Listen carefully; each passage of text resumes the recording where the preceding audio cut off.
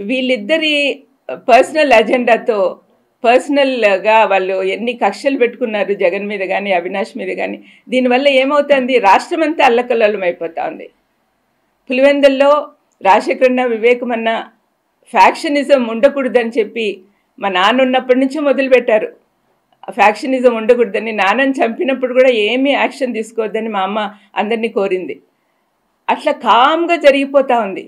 ఇటువంటి సమయంలో రాత్రి ఆమె అక్కడ వెళ్ళినప్పుడు ఎంత అల్లకల్లోలం, వాళ్ళు కార్యకర్తలు వీళ్ళని కొట్టుకోవడము, రాళ్ళు వేసుకోవడం ఎన్ని న్యాయంగా ఉన్నాయండి?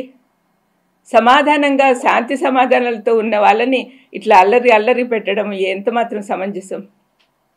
ఇవన్నీ కూడా అండి, దయచేసి వాళ్ళు చూస్తే అమ్మాయిలారా మేనత్తగా చెప్తున్నా, దయచేసి మీరు మారండి, ఇప్పటికైనా నోరు మూసుకోండి. This is not correct. రాష్ట్రాన్ని పాడు చేస్తున్నారు.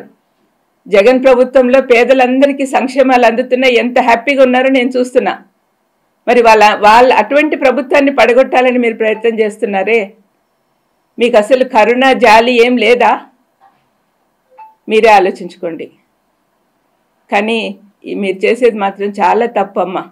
షర్మిలమ్మ, సునీతమ్మ, I'm very unhappy about it. And all are relatives, మన బంధువులందరూ కూడా మీరు అనుకుంటున్నారేమో మీకు సపోర్ట్ చేస్తారని. Just because you are Rajasekhar Reddy's daughter, it doesn't mean that you are doing whatever you are doing. నువ్వు చేసేదంతా కరెక్ట్ అని అనుకోవద్దుమా. ఆయన పేరు చెప్పుకొని తిరుగుతూ ఆయనకు అవమానకరంగా బిహేవ్ చేస్తున్నావు. మేము ఆధారాలు లేకుండా మాట్లాడటం లేదు. విమలమ్మ గారు మా మేనత్తే.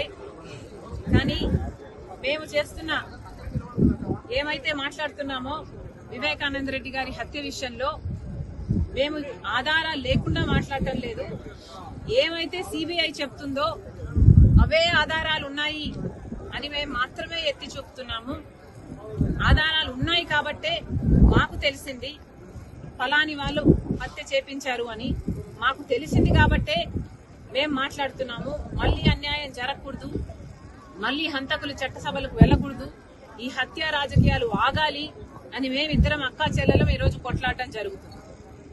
విమలమ్మ గారి కొడుకుకి జగన్మోహన్ రెడ్డి గారు వర్క్స్ ఇవ్వడం జరిగింది, ఆర్థికంగా వాళ్ళు బలపడడం జరిగింది కాబట్టే ఈరోజు విమలమ్మ గారు ఆ విషయాన్ని గుర్తుపెట్టుకున్నారు.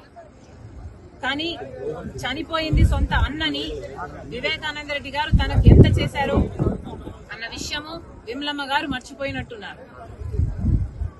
వయసులో పెద్దపడ్డారు, వయసు వచ్చింది, మర్చిపోవడం సహజమే, మర్చిపోయినట్టున్నారు.